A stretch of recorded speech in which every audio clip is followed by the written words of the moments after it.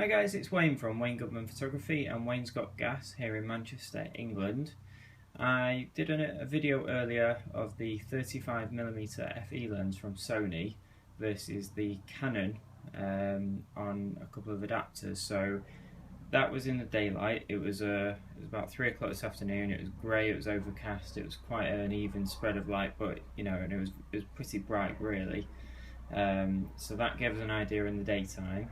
I'm currently stood here in one of the rooms in my house, and I've got a large light over me at the moment, which I'm actually going to turn off in a second to do the test. But at the moment, the camera, the A7Rii from Sony, is fitted with the 35mm f2.8 lens. I've got it at f2.8. And I've done it on manual so we can keep all the exposures the same and everything.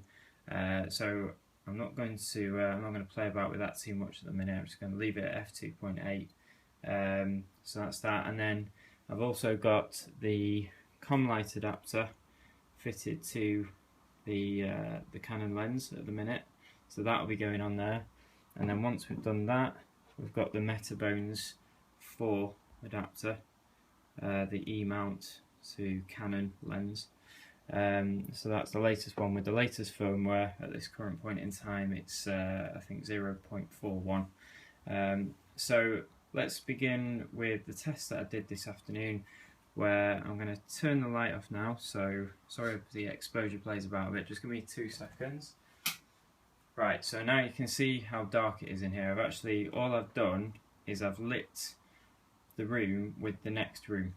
Okay, so the light that's on in the room, there's no light in the room that I'm in. It's just the next room here that there's the light filtering through. So that gives me pretty dark conditions basically. So let's just bring that up here. And I'll just brighten that a bit on the camera. It actually looks brighter on this on the Sony than it truly is. I've got it set to ISO 8000, so obviously it's just boosting all the light there.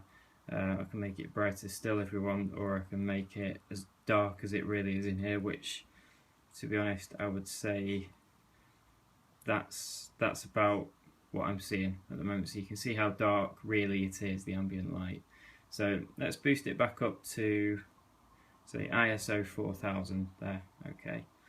I've got it set to single point focus at the moment, which is one of the ways that I was doing things before. So, and also one thing I haven't done actually, I'm just going to switch the audio signals on.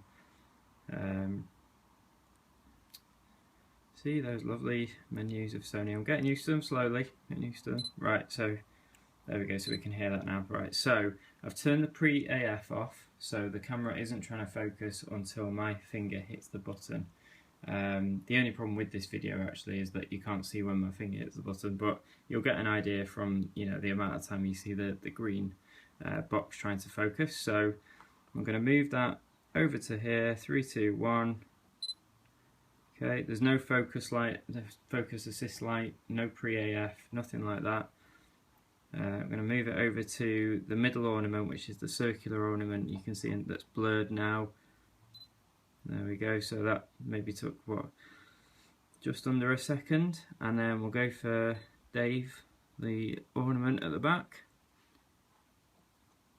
So you can see that it's struggling because there's not too much contrast going on at the side of there with the window behind him. So it does need, it does need a certain amount of difference to be able to detect things.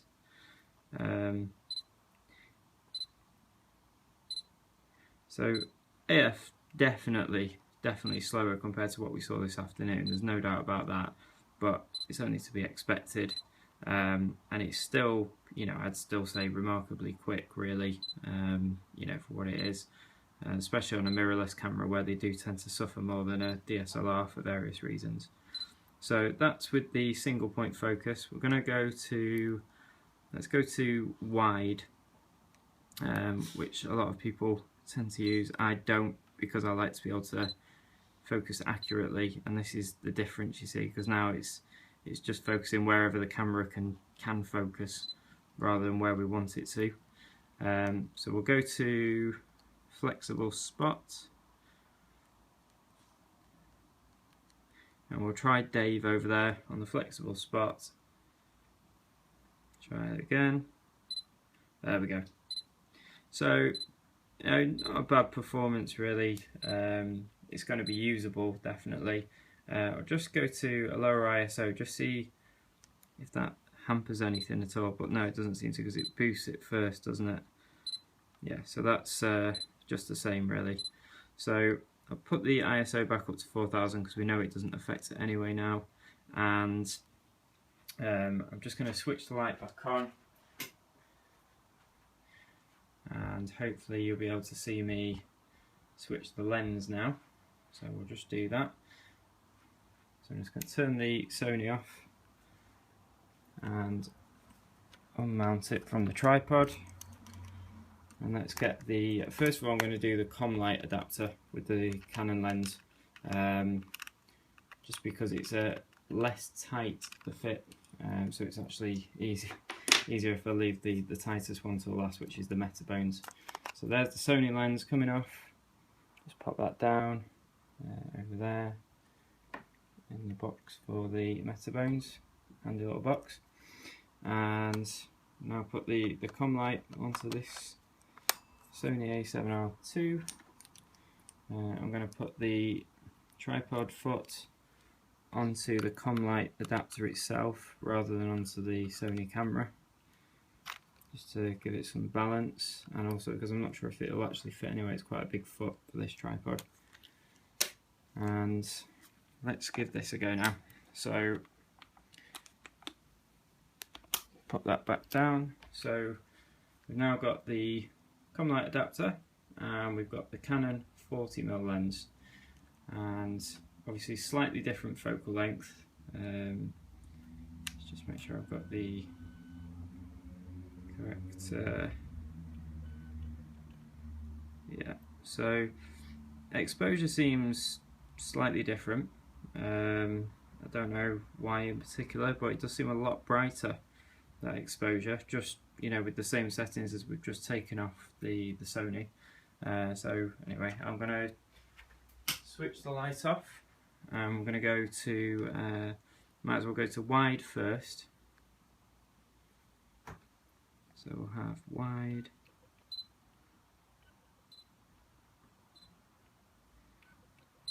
Yeah, still a good performance really. Nothing wrong with that at all, is there really? You know, that's pretty suitable. If we hit down to flexible, well, we'll go to center. It's just the same really. So you can see we're getting quite a lot of phase detect points there as well. Now it's struggling. Yeah, so when I was trying to sorry, I hope you can see that actually. I'll just do that again in case you didn't see that too well. So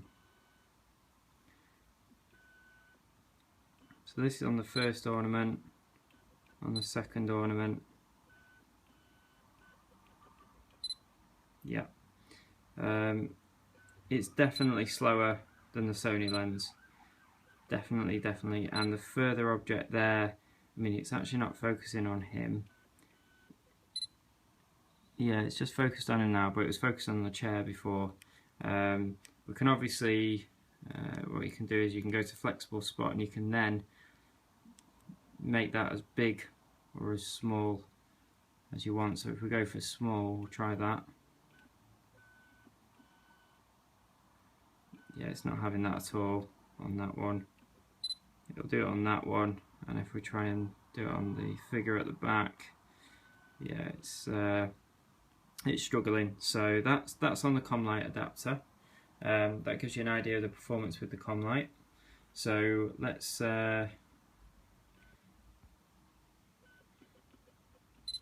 yeah, it's not brilliant, but it's not terrible. Now we'll switch to the, let's switch to the Metabones. So hopefully, as the reviews suggest, the Metabones is going to be a lot faster, a lot more accurate, and really help us out with the focus speed. Whether it does, I'll believe it when I see it, but you know, that's why we're doing this test. So I'm going to take the Commlite off, put the Metabones onto the body. Really is a good solid tight fitment that. You don't have any worries that it's going to fall off, I don't think, at any point, or even wobble loose in any way, or move around. And I honestly think, although this isn't a weather sealed officially thing, it's so tight, you know, that it can only help if you got caught short somewhere. So pop the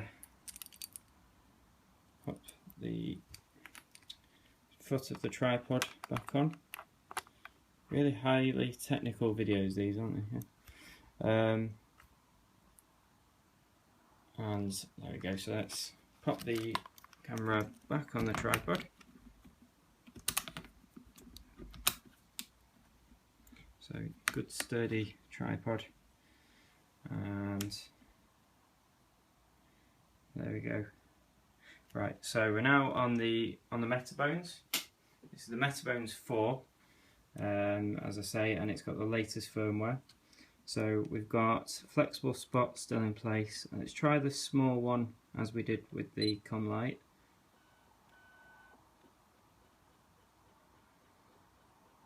Well, on small it doesn't seem any different. It's not getting that at all. We'll try the figure at the back.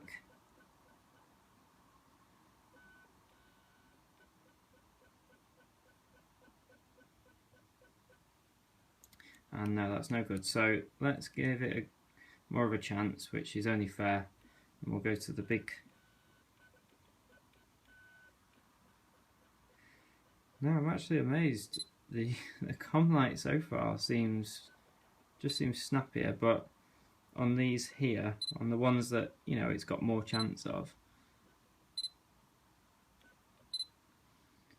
yeah, it's hooking onto those really quick, isn't it? So it's a hit and miss thing, isn't it? It's not there's no conclusive thing with it. Let's just try up there on the figure. Yeah, when it's got a proper chance, it's quick. I mean, I'd say that's as quick as the Sony. But what you do is, you, with this lens, because it's the STM motor from Canon, you hear it more, so you hear it hunting. And I think in some ways that sort of deceives you a little bit. It sort of makes you feel like it's slower because you hear something going, but actually it's really about the same. I'm not timed it, but it does seem very, very accurate actually. So this Metabones definitely faster than the Commlite.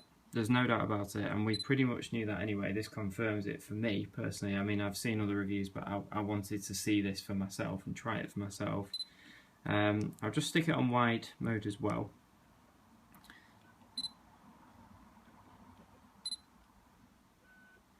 Yeah, so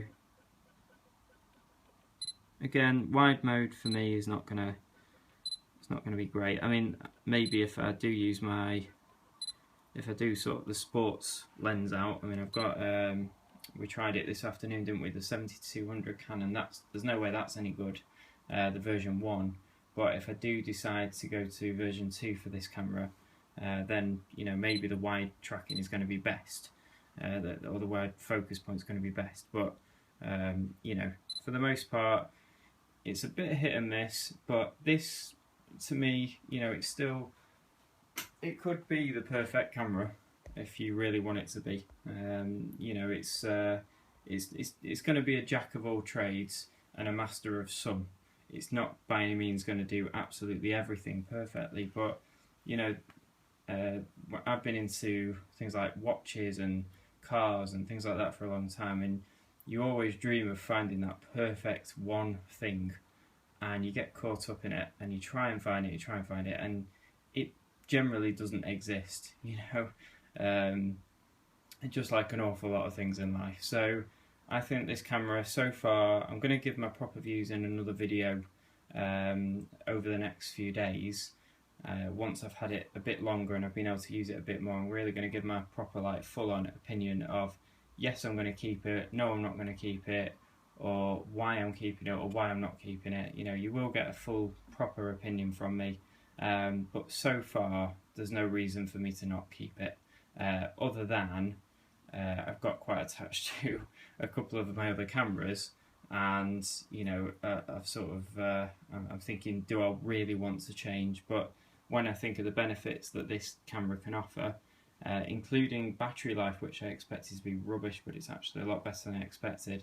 You know, so there's a lot of various things that are real key points to this camera. So keep an eye on my videos, keep subscribing, and I will keep you updated with this camera, and I will at some point start bringing you some other content as well. It's just that this camera is kind of taking over my life at the minute. If you want, just leave some comments, and you know, please thumbs up if you like the videos, and I am going to bring you more tests, and I'll see you soon. Thanks.